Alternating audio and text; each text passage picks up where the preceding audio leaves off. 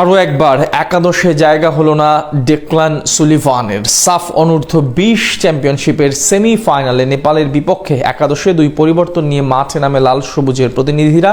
প্রথমার্ধেই মানিকের গোলে এগিয়ে যায় বাংলাদেশ। সুলিভান মুর্শেদদের পারফরমেন্সে হাই ভোল্টেজ ম্যাচে শুরু থেকেই ছিল উত্তাপ।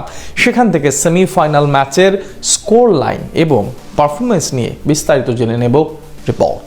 গ্রুপ পর্বে এক জয় ও এক ড্রতে ভারতের সমান 4 পয়েন্ট নিয়েও গোল ব্যবধানে পিছিয়ে থেকে বি গ্রুপ থেকে রানার্স আপ হয়ে সেমিতে ওঠে বাংলাদেশ অনূর্ধ্ব 20 দল। অন্যদিকে এ গ্রুপ থেকে চ্যাম্পিয়ন হয়ে সেমিতে ওঠে নেপাল। ফাইনালে ওঠার লড়াইয়ে মালদ্বীপের মালিতে বুধবার বাংলাদেশ সময় বিকেল 4:45 মিনিটে মাঠে নামে এই দুই দল। এদিন ম্যাচের শুরু থেকে ছোট ছোট পাসে নান্দনিক ফুটবল খেলার চেষ্টা চালায় জুনিয়র টাইগাররা। ফলস্বরূপ ম্যাচের 7ম মিনিটে মোহাম্মদ মুর্শেদ আলীর পাস থেকে দারুণ এক সুযোগ পান স্ট্রাইকার নাজমুল হুদা ফয়সাল। তবে লক্ষ্যভ্রষ্ট শটে এই যাত্রায় বাংলাদেশকে গোল বঞ্চিত করেন ফয়সাল। এরপর 10ম মিনিটে মানিকের আক্রমণ নস্যাৎ করে গোল লাইন ক্লিয়ার করেন নেপালি ডিফেন্ডার। ফলে কর্নার কিক পায় বাংলাদেশি যুবরা। আর সেখান থেকে ম্যাচের 11তম মিনিটে মুর্শেদ আলীর দারুণ এক অ্যাসিস্টে হেড থেকে গোল করে মাঠের উপস্থিত বাংলাদেশি সমর্থকদের উল্লাসে মাতান মোহাম্মদ মানিক। অর্থাৎ এগিয়ে যায় বাংলাদেশ।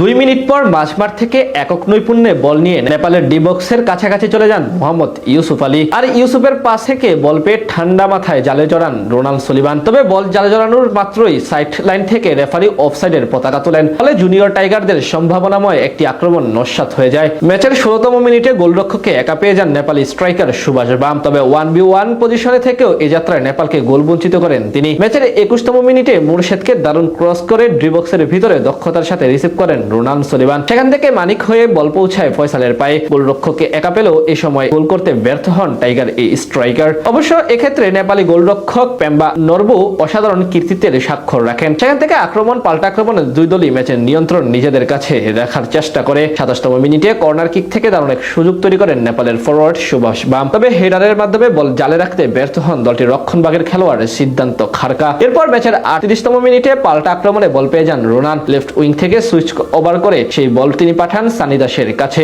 আর সানির থেকে বল পেয়ে দূরপাল্লার দারুণ এক শট নেন নাজমুল হুদা ফয়সাল। তবে অল্পের জন্য সেই শট লক্ষ্যভ্রষ্ট হলে গোল বঞ্চিত হয় মার্ক কক্সের শিষ্যরা। এরপর প্রথমার্ধের বাকি সময়ে কোনো দলই গোল করতে না পারায় 1-0 এগিয়ে থেকে বিরতিতে যায় রোনাল্ড সুলিভানরা। বিরতি থেকে ফিরে গোল শোধে মরিয়া হয়ে ওঠে নেপালি যুবারা। তবে বাংলাদেশি ডিফেন্ডারদের দৃঢ়তায় সুবিধা করতে পারেনি তারা। ম্যাচের 69তম মিনিটে ইনজুরির কারণে সানি দাস মাঠ ছাড়লে মেকশিফট রাইট ব্যাক হিসেবে আব্দুল্লাহকে মাঠে নামান বাংলাদেশি কোচ।